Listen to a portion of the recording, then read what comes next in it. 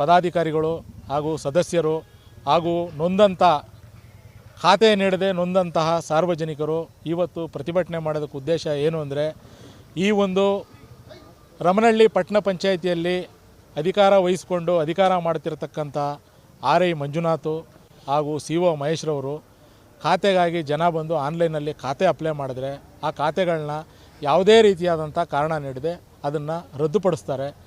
ಅದೇ ಮಧ್ಯವರ್ತಿಗಳು ದಲ್ಲಾಳಿಗಳ ಮುಖಾಂತರ ಯಾರಾದರೂ ಹಣ ನೀಡಿ ಖಾತೆಗೆ ಅಪ್ಲೈ ಮಾಡಿದ್ರೆ ಅವರಿಗೆ ಮನೆಗೆ ಖಾತೆನ ತಲುಪಿಸುವಂಥ ಒಂದು ವ್ಯವಸ್ಥೆ ಆಗ್ತಾಯಿದೆ. ಇದ್ರ ಬಗ್ಗೆ ನಾನು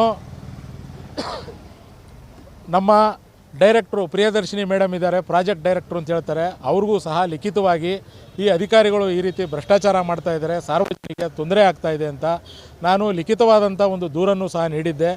4 ತಿಂಗಳಾಗಿಯೂ ಆ ದೂರಿಗೆ ಯಾವುದೇ ರೀತಿಯಾದಂಥ ಸ್ಪಂದನೆ ಸಿಕ್ಕಿಲ್ಲ.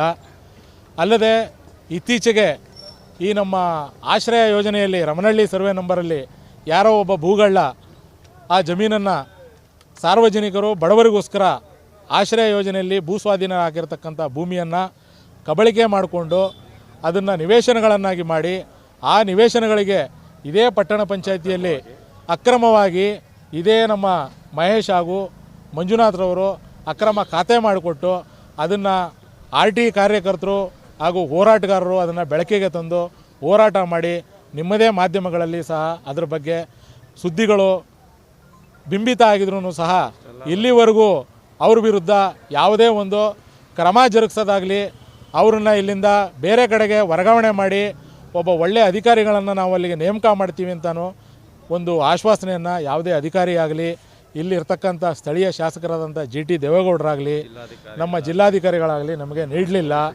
ಆದ್ದರಿಂದ ಇವತ್ತು ನಾವು ಬೇಸತ್ತು ಇದಕ್ಕೊಂದು ಅಂತ್ಯ ಕಾಣಲೇಬೇಕು ಅಂತ ನಾವಿವತ್ತು ಕರ್ನಾಟಕ ಕ್ರಾಂತಿ ಸೇನೆ ಹಾಗೂ ಇತರ ಸಾರ್ವಜನಿಕರು ಈ ಗ್ರಾಮಸ್ಥರೆಲ್ಲ ಸೇರಿ ಇಲ್ಲಿ ಪ್ರತಿಭಟನೆಗೆ ಕೂತಿದ್ದೀವಿ. ನಮ್ಮ ಪ್ರತಿಭಟನೆ ಯಾವುದೇ ಕಾರಣಕ್ಕೂ ನಾವು ಅಂತ್ಯಗೊಳಿಸಲ್ಲ. ಸರ್ಕಾರದ ಯಾರಾದರೂ ಉನ್ನತ ಅಧಿಕಾರಿ ಆಗಲಿ ಅಥವಾ ಸರ್ಕಾರದಿಂದ ಯಾರಾದರೂ ಪ್ರತಿನಿಧಿಗಳಾಗಲಿ ಇಲ್ಲಿಗೆ ಬಂದು ಇವರನ್ನು ಈ ತಕ್ಷಣ ನಾವು ಅಮಾನತುಗೊಳಿಸ್ತಾ ಇದ್ದೀವಿ, ಇವರನ್ನು ಇಲ್ಲಿಂದ ನಾವು ತನಿಖೆಗೆ ಗುರುಪಡಿಸ್ತೀವಿ ಅಂತ ಎಲ್ಲಿವರೆಗೂ ನಮ್ಗೆ ಆಶ್ವಾಸನೆ ಕೊಡಲ್ವೋ ಅಲ್ಲಿವರೆಗೂ ನಾವು ಹೋಗಲ್ಲ. ಇಂಥ ಭ್ರಷ್ಟ ಅಧಿಕಾರಿಗಳ ಬಗ್ಗೆ ಪದೇ ಪದೇ ಧ್ವನಿ ಎತ್ತುತ್ತಾ ಇದ್ರೂ ಸರ್ಕಾರ ಯಾಕೆ ಕಣ್ಣು ಮುಚ್ಕೊಂಡು ಕುಳಿತಿದೆ ಅಂದರೆ ನಮಗೆಲ್ಲೋ ಒಂದು ಕಡೆ ಅನುಮಾನ ಬರುತ್ತೆ. ಈ ಒಂದು ಅಧಿಕಾರಿಗಳಿಗೆ ಈ ಒಂದು ಪ್ರಬಲವಾದಂಥ ರಾಜಕಾರಣಿಗಳು ರಾಜ್ಯ ಸರ್ಕಾರದಲ್ಲಿ ಇರತಕ್ಕಂಥ ಯಾರೋ ಸಚಿವರ ಕೃಪಾ ಕಟಾಕ್ಷ ಇದೆ, ಇವರ ಆಶೀರ್ವಾದ ಇದೆ, ಇವರ ಒಂದು ಬೆಂಬಲ ಇಲ್ಲದೆ ಇವರು ಈ ರೀತಿ ಮಾಡಲ್ಲ ಅನ್ನೋ ಒಂದು ಅನುಮಾನ ನಮ್ಮಲ್ಲೂ ಇದೆ, ಸಾರ್ವಜನಿಕರಲ್ಲೂ ಇದೆ.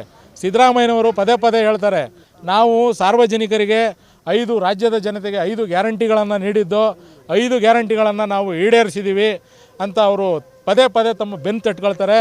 ಆದರೆ ಎಲ್ಲಕ್ಕಿಂತ ಮುಖ್ಯವಾಗಿ ಅವರು ಹೇಳದಂಥ ಇನ್ನೊಂದು ಗ್ಯಾರಂಟಿನ ಮರ್ತುಬಿಟ್ಟಿದ್ದಾರೆ. ಅದೇನು ಅಂದರೆ ಹಿಂದಿನ ಸರ್ಕಾರ BJP ಸರ್ಕಾರ 40% ಕಮಿಷನ್ ಸರ್ಕಾರ.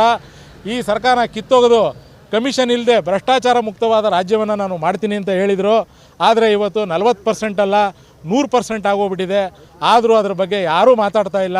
ಆದ್ದರಿಂದ ನಾನು ಸನ್ಮಾನ್ಯ ಮುಖ್ಯಮಂತ್ರಿಗಳು ಹಾಗೂ ಮುಂಬರುವ ಭಾವಿ ಮುಖ್ಯಮಂತ್ರಿಗಳು ಅಂತ ಏನೋ ಒಂದು ಪ್ರಚಾರ ನಡೀತಾ ಇದೆ, DK ಶಿವಕುಮಾರ್ ಅವ್ರನ್ನ ನಾನು ಕೇಳ್ಕೊಳ್ಳೋದಿಷ್ಟೇ, ಸ್ವಾಮಿ ನಿಮ್ಗೆ ಅಧಿಕಾರ ಸಿಕ್ಕಿದೆ, ನೀವು ಅಧಿಕಾರದಲ್ಲಿದ್ದೀರಾ, ದಯವಿಟ್ಟು ಜನರ ಬಡವರ ಆಸ್ತಿಗೋಸ್ಕರ ಈ ರೀತಿ ಅಲ್ದಾಡಿಸೋ ಇಂಥ ಅಧಿಕಾರಿಗಳ ವಿರುದ್ಧ ಸೂಕ್ತವಾದ ಕ್ರಮ ಕೈಗೊಂಡು ಸಾರ್ವಜನಿಕರಿಗೆ ಒಳ್ಳೇದು ಮಾಡಿ. ಇಲ್ಲಾಂದರೆ ನೀವು ನೋಡ್ದಂಗೆ ಇತ್ತೀಚೆಗೆ ಬಂದಂಥ ಚುನಾವಣಾ ಫಲಿತಾಂಶದಲ್ಲಿ ಯಾವ ರೀತಿ DMK ಪಕ್ಷ ಧೂಳಿಪಟ ಆಗಿ ಹೊಸದಾಗಿ ಒಂದು TVK ಪಕ್ಷ ಬಂದಿದೆ, ಅದೇ ರೀತಿ ಬಂಗಾಳದಲ್ಲಿ 15 ವರ್ಷದಿಂದ ಆಳ್ವಿಕೆ ಮಾಡಿ ಮೆರೆದಂಥ ಮಮತಾ ಬ್ಯಾನರ್ಜಿಯವ್ರ ಸರ್ಕಾರನೂ ಹೋಗಿದೆ. ಅದೇ ರೀತಿ ನೀವು ಬಡವರಿಗೆ ಕಷ್ಟ ಮಾಡಲಿಲ್ಲ ಅಂದರೆ ಮುಂದಿನ ಚುನಾವಣೆಯಲ್ಲಿ ಸಾರ್ವಜನಿಕರು ನಿಮಗೂ ಪಾಠ ಕಲಿಸ್ತಾರೆ.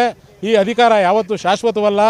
ಈ ನಮ್ಮ ಒಂದು ಸಂಘಟನೆ ಹೋರಾಟವನ್ನು ಪ್ರತಿಯೊಂದು ಜಿಲ್ಲಾ ಮಟ್ಟದಲ್ಲಿ, ಪ್ರತಿಯೊಂದು ತಾಲೂಕು ಮಟ್ಟದಲ್ಲಿ, ಪ್ರತಿಯೊಂದು ಪಟ್ಟಣ ಪಂಚಾಯಿತಿ ಎಲ್ಲ ನಗರ ಸ್ಥಳೀಯ ಸಂಸ್ಥೆಗಳ ಮುಂದೇನೂ ಇದೇ ರೀತಿ ಭ್ರಷ್ಟ ಅಧಿಕಾರಿಗಳಿರೋದ್ರಿಂದ ನಾವು ಮುಂದೇನೂ ಈ ಪ್ರತಿಭಟನೆಯನ್ನು ಕರ್ನಾಟಕದಾದ್ಯಂತ ಮಾಡಬೇಕಾಗದೆ ಅಂತ ಒಂದು ಎಚ್ಚರಿಕೆಯನ್ನು ನೀಡಿ ಮಾಧ್ಯಮದ ಮುಖಾಂತರ ಕೇಳ್ಕೊಳ್ಳೋದೇನೆಂದರೆ, ಆಶ್ರಯ ಯೋಜನೆಗೆ ಸ್ವಾಧೀನ ಆಗಿದ್ದ ರಾಜ್ಯಪಾಲರ ಪರವಾಗಿ AC ಅವರಿಗೆ ಆಗಿದ್ದ ಉಪವಿಭಾಗಾಧಿಕಾರಿಗಳಿಗೆ ಕ್ರಯ ಆಗಿದ್ದ ಜಮೀನುಗಳನ್ನ ಸ್ವಾಧೀನ ಆಗಿದ್ದ ಜಮೀನುಗಳನ್ನ ಇವತ್ತು ಕಂಡವರು ಖಾತೆ ಮಾಡಿಸ್ಕೊಂಡು ಇವತ್ತು ಭ್ರಷ್ಟಾಚಾರ ಮಾಡ್ತವ್ರೆ. ಅದರಲ್ಲಿ ಆ ಜಮೀನುಗಳಿಗೆ ನಮ್ಮ ಪಟ್ಟಣ ಪಂಚಾಯಿತಿ ಅಧಿಕಾರಿಗಳಾದ ಮಹೇಶ್ ಅವರು, ಸಿ ಒ ಮಹೇಶ್ ಮತ್ತು ಆರ್ ಐ ಮಂಜುನಾಥ್ ಅವರು ಖಾತೆ ಮಾಡಿಕೊಟ್ಟು ಅವರು ಇವತ್ತು ನಿನ್ನೆ ಯಾರೋ ತಹಸೀಲ್ದಾರ್ ಆದೇಶದ ಮೇರೆಗೆ 31 ಖಾತೆಗಳನ್ನ ಪಂಚಾಯತಿನಲ್ಲಿ ರದ್ದು ಕೂಡ ಮಾಡಿದ್ದಾರೆ.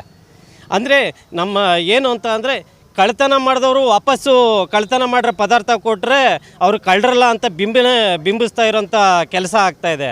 ನಾನು ಈ ಮಾಧ್ಯಮದ ಮುಖಾಂತರ ಕೇಳೋದು ನಮ್ಮ ಜಿಲ್ಲಾಧಿಕಾರಿಗಳಿಗೆ ಮತ್ತು ನಮ್ಮ ಪಿ ಡಿ ಮೇಡಮ್ಗೆ ಕೇಳ್ಕೊಳ್ಳೋದೇನೆಂದರೆ, ಇವ್ರು ಈ ಭ್ರಷ್ಟಾಚಾರ ಮಾಡಿರೋ ಅಧಿಕಾರಿಗಳ ಮೇಲೆ ಕ್ರಮ ಯಾಕೆ ತಗೋತಾ ಇಲ್ಲ? ನೀವೇ ಇಲ್ಲ ಇವ್ರನ್ನ, ಮತ್ತು ತಹಸೀಲ್ದಾರ್ ಅವ್ರಿಗೂ ಕೇಳೋದೇನೆಂದರೆ, ನೀವೇ ಇವ್ರನ್ನ ಭ್ರಷ್ಟಾಚಾರ ಮಾಡೋಕ್ಕೆ ಶಾಮೀಲಾಗಿದ್ದೀರಾ ನೀವು ಅವರ ಪರವಾಗಿ. ಯಾಕೆ ಇಷ್ಟು ನಾವು ರೀಜ್ನಲ್ ಕಮಿಷನರ್ ಅವ್ರಿಗೂ ನಾವು ಏನು ಸ್ನೇಹಮಯಿ ಕೃಷ್ಣ ಅವ್ರ ಜೊತೆಗೆ ನಾವು ಒಂದು ಇದನ್ನು ಮನವಿನೂ ಮಾಡಿದ್ದೀವಿ. ಯಾಕೆ ಇಷ್ಟೆಲ್ಲ ದಾಖಲೆಗಳ ಸಮೇತ ನೀಡಿದ್ರು ನೀವು ಇವ್ರ ಮೇಲೆ ಕ್ರಮ ತಗೋತಾ ಇಲ್ಲ? ದಯವಿಟ್ಟು ನಾನು ನಿಮ್ಮ ಮುಖಾಂತರ ಕೇಳ್ಕೊತೀನಿ, ಇನ್ನು ಮುಂದಾದರೂ ರಮನಹಳ್ಳಿ ಪಟ್ಟಣ ಪಂಚಾಯಿತಿ ಮುಖ್ಯಾಧಿಕಾರಿ ಮಹೇಶ್ ಮೇಲೆ ಮತ್ತು ಆರ್ ಐ ಮಂಜುನಾಥ್ ಅವ್ರ ಮೇಲೆ ದಯವಿಟ್ಟು ಕ್ರಮ ತಗೊಂಡು ಇವ್ರನ್ನ ಸಾಕ್ಷಿ ನಾಶ ಮಾಡೋಂಥ ಸಮಯ ಇರೋದ್ರಿಂದ ದಯವಿಟ್ಟು ಅವ್ರ ಜಾಗಕ್ಕೆ ಬೇರೆ ಒಳ್ಳೆ ಅಧಿಕಾರಿಗಳನ್ನ ನೇಮಿಸಬೇಕು ಅಂತ ಕೇಳ್ಕೊತೀನಿ.